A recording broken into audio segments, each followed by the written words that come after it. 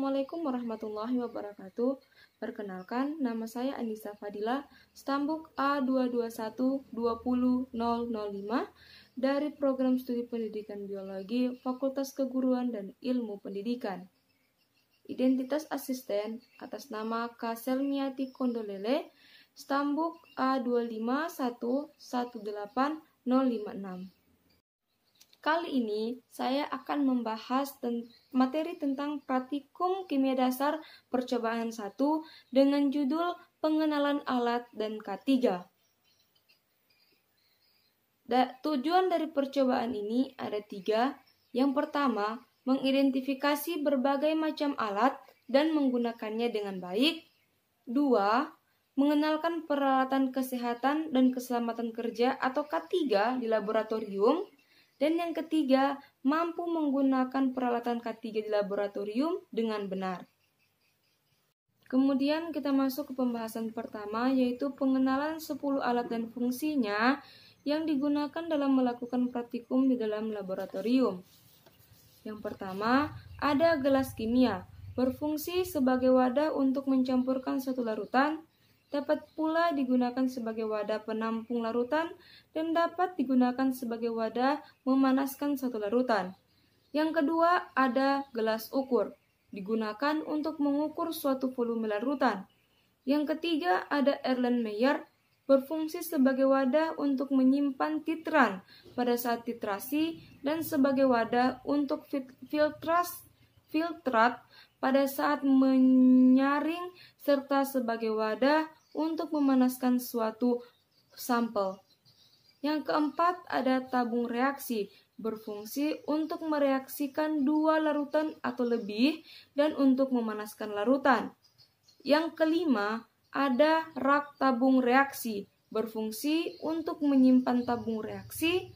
Yang keenam ada plat tetes, berfungsi untuk menyimpan cairan yang diteteskan. Kemudian yang ketujuh ada batang pengaduk, digunakan untuk mengaduk larutan. Yang kedelapan ada spatula logam, berfungsi untuk mengambil bahan kimia yang berupa padatan maupun kristal.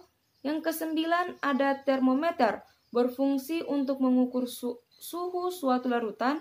Dan yang kesepuluh ada pipet tetes, berfungsi untuk mengambil larutan dalam ukuran skala tetes terkecil. Kemudian kita beralih pada pembahasan yang kedua, yaitu tentang K3 atau kesehatan dan keselamatan kerja. Di dalam K3 ini terdapat 3 tujuan dalam percobaan. Yang pertama, untuk mencegah terjadinya kecelakaan dalam laboratorium.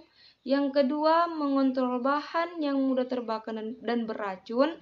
Dan yang ketiga, mengontrol bahan yang berbahaya.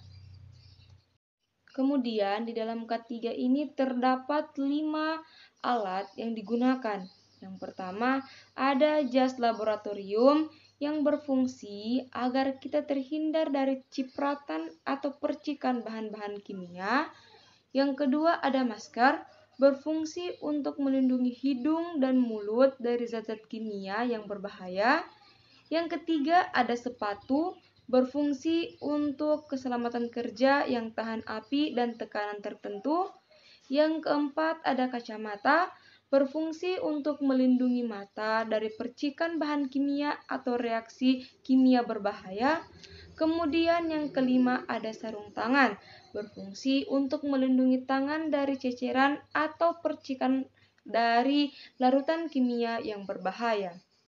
Kesimpulan dari materi yang saya jelaskan tadi ada 2. Yang pertama, kita harus mengetahui alat-alat apa saja yang akan kita gunakan pada saat praktikum di laboratorium, serta kita juga harus mengetahui apa-apa saja kegunaan dari alat tersebut.